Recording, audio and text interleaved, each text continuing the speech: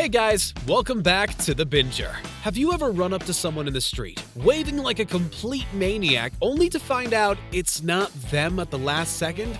Ouch! The embarrassment stings like a kiss from a jellyfish, doesn't it? Well, imagine what it's like working on set with stunt doubles that are dressed identically to A-list stars. Luckily for these guys, though, the resemblance is more fleeting than Thanos' victory. Seriously, you won't believe how unlike Mark Wahlberg one stand-in looks.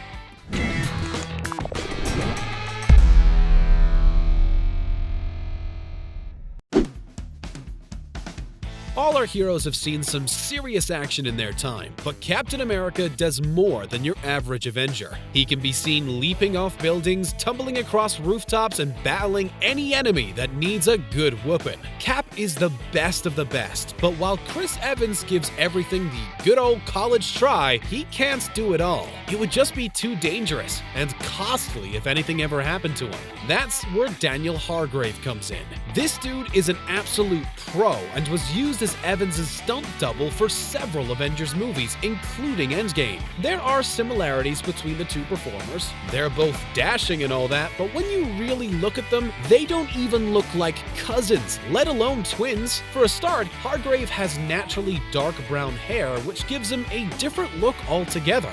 They are similar in size and in stature, so it's enough to pass it off when the camera is moving quickly, which is a plus. For close shots, Evans was used, making it all look seamless.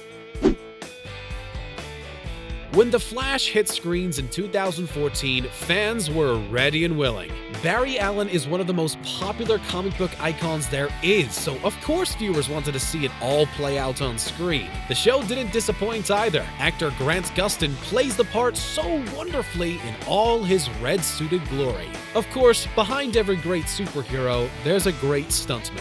So who is he? It's Cody Lawden. Lawden stands in for Gustin when it's simply too dangerous for the main man to wear the costume. Actors are talented and all and undergo training for their parts, but they're not capable of throwing themselves against concrete slabs. It might sound easy, but it takes years of work to be able to fall in a certain way and not break every bone in your body. Gustin and Lawden look near identical from the back, but when you look at their faces, it's no dice. None of their features are even remotely similar. Thankfully, these guys typically move at lightning speed, otherwise production might have had a lot of explaining to do. Zach. He's come a long way since he was pelting out romantic tunes in High School Musical, hasn't he? From a baby-faced, love-struck schoolboy to a man with a six-pack that turns others green with envy. While he may have a bod that's seen some serious gym time, Efron doesn't like to get his butt out on screen. Who can blame him? That's a pretty personal thing, and we're not cracking any jokes. Okay, maybe we are.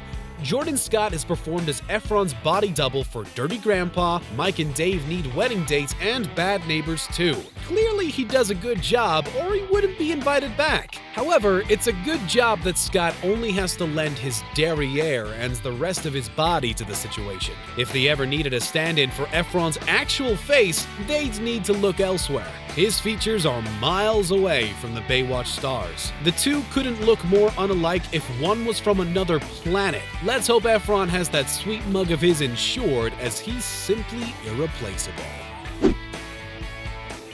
Why have one stunt double when you can have three, right? Michael J. Fox made all the teens swoon as Marty in the hit Back to the Future franchise. His performance really made us all love the character. But did you really think he did all the stunts himself? Fox was simply too valuable of a player to ride a hoverboard across a pond. In the 80s, he was one of the biggest actors out there. Was it really worth the risk to put him in harm's way for the sake of a shot? Absolutely not. Kevin Holloway, Robert Bennett, and Charlie Crowell helped movie magic become a reality in the second flick.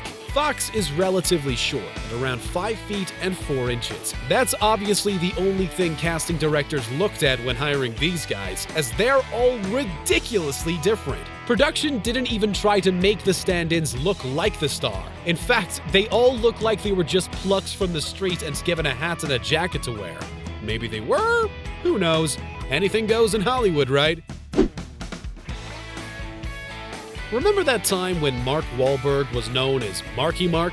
He performed his own stunts on stage, bopping and grinding to hits like Good Vibrations. It was a sight to behold, but Wahlberg left those days behind him when he embarked on a Hollywood acting career. The star could breakdance with the best of them, but prefers to let a stunt double do the hard work now. Although Ted 2 isn't a high-flying action caper, it still required a stand-in for some scenes. The side-by-side pictures are nothing short of hilarious. Wahlberg is a dude that seriously looks after himself. He famously hauls himself out of bed at 2:30 a.m. to work out before starting his day. You would have thought that when choosing his double, producers might have picked a guy equally as buff. Alas, they didn't. They picked someone with a beer belly and a growing bald patch. What's the deal here? Did they let the bear decide who got the job and who didn't? Was it all a joke? We have so many questions and so few answers.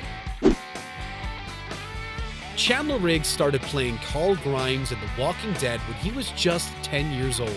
That's a young age to be battling zombies, but he did it well. Grimes continued playing the character for 8 seasons right up until Carl got bit and succumbed to his injuries. It was a bummer. Given the very nature of the show, there were a lot of fight scenes and other sequences that Grimes couldn't participate in. The show was renowned for its dangerous stunts, so getting a double for the youngster was a no-brainer. Interestingly, 30-something Emily Props stood in for the actor ever since day one. We don't have to tell you the difference between them. If we do, then it's time to go back to school. It's no secret how dangerous the stunts can be on the show either. Stunt performer John Bernecker famously fell to his death in 2017 after missing a safety cushion. Bernecker sustained a severe head injury and passed away the following day. It was a true tragedy, and one which was lamented by the entire cast and crew. When you've starred in as many movies as Brad Pitt has, you get used to seeing people dressed identically to you walking around on set. What we would like to know is, do you get offended when you think they don't look like you? Does any actor ever see a stunt double and think to themselves, do I really look like that? Probably not, as actors are professionals, but they are human after all. For 2013's The Counselor, Pitt took on the role of Westray. It's a gritty Ridley Scott picture, so of course there's going to be some stunts involved. The star was photographed together with his stand-in on the set of the movie, providing us with some rather interesting shots. It isn't the worst double we've seen, but it's not the best match either. We've got to praise the costume department for getting every last detail right, from the suits to the beard and the hair. You just can't change genetics though. For a start, Pitt has a few good inches on his colleague, hence those famous Hollywood good looks. Angelina Jolie forged such a strong bond with her Mr. and Mrs. Smith stunt double that she asked her to be a godmother to her first child. It just goes to show that putting your life on the line for someone is the basis of a solid friendship. Eunice Huthart is supremely talented at what she does, but no one could ever accuse her of stealing Jolie's style. The Hollywood A-lister and Liverpoolian Brit are polar opposites. Not only is there 10 years between them in age, but Huthart is remarkably more muscular than the actress. Huthart has a strong history under her belt, as she performed on the hit TV show Gladiators in the 90s. Over the course of her career, she has worked as a double for stars like Famke Janssen, Mila Jovovich, Uma Thurman, and more. It has to be said that the 53-year-old looks absolutely nothing like these actresses either. Still, she's well respected in her industry and can pull off things that other performers can't, and that's all that matters. Back in 2012, J-Lo collaborated with Latino group Wisin and Yandel, creating the track Follow the Leader. It would have been a sin to have Jennifer on a tune and not make a music video for it, so one was created. The songstress bobs alongside the two artists, but the shot is interspersed with another sequence. J-Lo runs through the streets, leaping over cars like she leaps over her contemporaries to scoop awards. Despite being incredibly fit and agile herself, even Lopez can't do that. A handy double was used for the trickier stunts, like jumping through windows. The impressively flexible double goes uncredited, but behind-the-scenes snaps show us everything we need to know. Aside from the same expertly coiffed hairdo, there's nothing alike about this pair. Oh, they're also wearing the same outfit, but that's about it. Everything else is just smoke and mirrors. The entire video was shot in Acapulco, Mexico, with the government providing all the police cars the team desired. What a collaboration. Contrary to popular belief, Dakota Johnson did manage to forge a successful career after the 50 Shades franchise. In fact, she managed to squeeze a few movies in while the franchise was still relentlessly moving forward. One of them was 2015's Cymbeline, in which the actress starred opposite Ethan Hawke. The plot focuses on a war between dirty cops and a biker gang and sees Johnson disguise herself as a dude. In one scene, she's riding through town with Penn Badgley on the back of her bike, but the stunt doubles used look utterly absurd. For a start, filmmakers use a male for Dakota's part, which would be fine except his frame is far stockier than the actress's. There could have been more anomalies between the two if they tried. Plus, the wig the stunt double is wearing looks like it used to be someone's pet cat. There you have it. Which one was your favorite disposable double, kids? Gotta say, Mark Wahlberg's stand-in tickled our funny bone, and Chandler Riggs' set buddy blew us away. Let us know your thoughts in the comments below. Before you go, be sure to hit that subscribe button and give this video a big thumbs up. Until next time, friends.